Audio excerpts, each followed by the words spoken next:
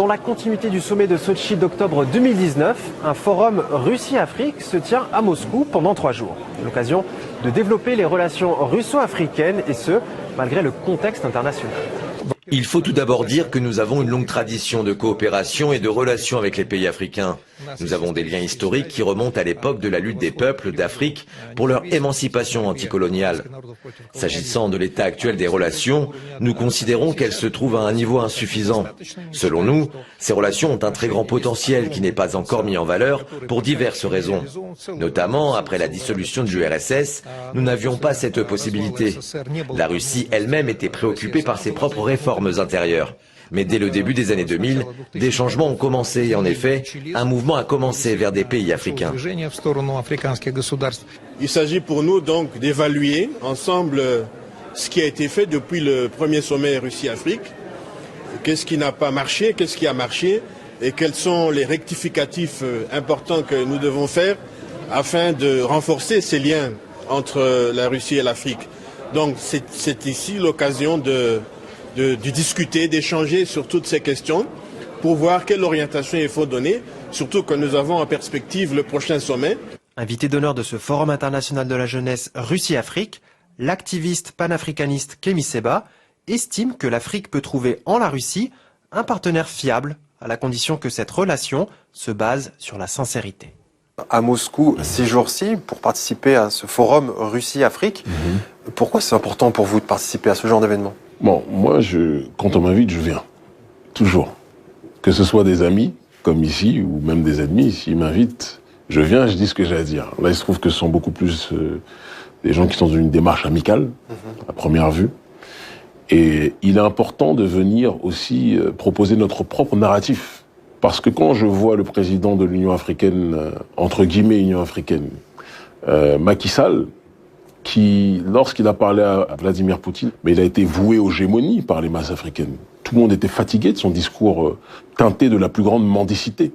On a besoin de vos engrais, on a besoin de vos céréales.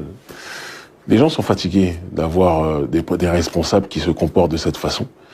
Et donc il était nécessaire que nous puissions aussi venir lors de ce forum, section jeunesse, pour dire qu'il y a un autre narratif, un autre discours. Et il y a un autre type aussi d'attitude africaine qui est plus que jamais insérée dans les cœurs de nos masses. Donc il est important qu'on adresse ce message, qu'on tisse aussi des liens avec les autres forces en présence. Ça fait quand même un certain nombre de fois que je viens en Russie, c'est pas la dernière fois que je viendrai. Comme juste après la Russie, je serai dans d'autres pays qui sont alignés aussi sur notre logique, et nous sommes alignés sur la leur, sur le terrain de la lutte contre l'hégémonie occidentale. Je pense que la multipolarité doit être matérialisée par les actes, par les faits, par les déplacements. Et donc, les échanges sont importants sur ce terrain-là. Et alors, qu'est-ce que la Russie peut apporter à l'Afrique et en quoi peut-elle être un partenaire différent des autres ? Bon, la Russie sera partenaire différent des autres à partir du moment où, évidemment, elle évitera les comportements coloniaux de ses prédécesseurs. Parce qu'aujourd'hui, l'Afrique est très regardante de ces réalités-là. Très regardante du comportement aussi que chaque pays, chaque nouveau partenaire a. On le voit aujourd'hui, les réseaux sociaux ont permis de donner quand même un indicatif réel des réactions des gens par rapport aux dérives qui peuvent exister chez un certain nombre de nations qui se présentent comme partenaires. Je pense que la Russie, sur le terrain de l'armement, ils n'ont pas attendu notre naissance pour être les plus affûtés dessus dans la coordination et la coopération avec nos pays. En dehors de ça, je pense qu'il est nécessaire aussi qu'il y ait un transfert de technologie. C'est très important pour la transformation des matières premières. Il y a un proverbe, je le dis toujours et je ne cesserai jamais de le dire, parce que c'est la matérialisation par les faits. Il y a un proverbe africain qui dit que ils ont la montre, mais nous sommes le temps.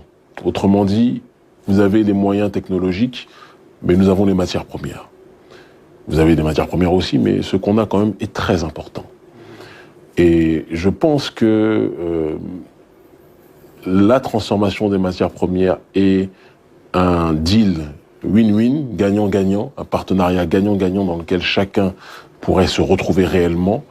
C'est une voie sur laquelle chacun des partenaires entre Africains et Russes, chacun devra creuser pour être capable de retomber sur ses pieds. Mais je pense qu'il y a beaucoup à faire sur ce terrain-là. Alors, vous l'avez évoqué rapidement en parlant des engrais et des céréales, mais que pensez-vous de la dépendance alimentaire de l'Afrique par rapport au reste du monde?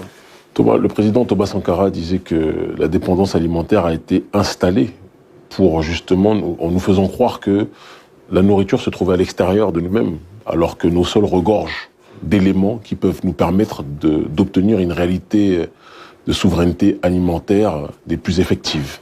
Le problème, c'est que nos dirigeants ont été formés avec un logiciel qui leur fait croire que la nourriture se trouve à l'extérieur de nos terres, que le bien-être se trouve à l'extérieur de nos terres. Et donc, par conséquent, ils vont, comme Macky Sall l'a fait, mendier ce qu'ils ont sur leur sol, sous leur sol, et ce que nos agriculteurs produisent déjà. On a nos producteurs locaux qui font ce travail-là. Et des millions d'Africains le savent, pour ne pas dire plus. Mais ceux qui ne le savent pas, ce sont ceux qui nous dirigent. Parce que la plupart du temps, ceux qui nous dirigent ont été placés par l'Occident pour toujours avoir un continuum dans la logique de la domination. Pour terminer, une dernière question. L'Afrique est un continent jeune, un continent très jeune. Quel message voulez-vous adresser à cette jeunesse? Que cette jeunesse sera le centre de gravité du monde demain, si ce n'est qu'elle est le centre de gravité du monde déjà aujourd'hui. Et parce qu'elle est le centre de gravité et elle le sera encore plus demain, il est important que cette jeunesse africaine comprenne qu'elle doit compter sur elle-même avant de compter sur les autres. Et plutôt qu'attendre que les autres fassent pour nous, il est important qu'on comprenne qu'il est nécessaire qu'on fasse pour nous-mêmes. Parce que l'homme qui ne fait pas pour lui-même mais qui confie son destin à autrui sera toujours dans un état de servitude. J'ai une foi incroyable, j'ai fait la plupart des pays d'Afrique, c'est ma mission de vie, c'est de travailler pour défendre les intérêts de nos populations sur le terrain politique. Et ce que je constate aujourd'hui, c'est qu'au-delà des micro-États qui ont été constitués au sein de la conférence de Berlin, il y a un sentiment, une émulation qui va au-delà de ces frontières pour être dans une logique de bloc civilisationnel réel, en tout cas pour l'Afrique subsaharienne, d'accord, et certains aussi en Afrique du Nord. L'Afrique sera au rendez-vous du concert des nations d'ici peu de temps. Les Africains doivent croire en eux-mêmes, plutôt que d'aller de se noyer dans la Méditerranée, doivent comprendre que le paradis se trouve sous leurs pieds, et qu'on doit se battre pour pouvoir obtenir la récupération, la réappropriation de nos ressources. À partir du moment où on agira de cette façon, beaucoup de choses changeront.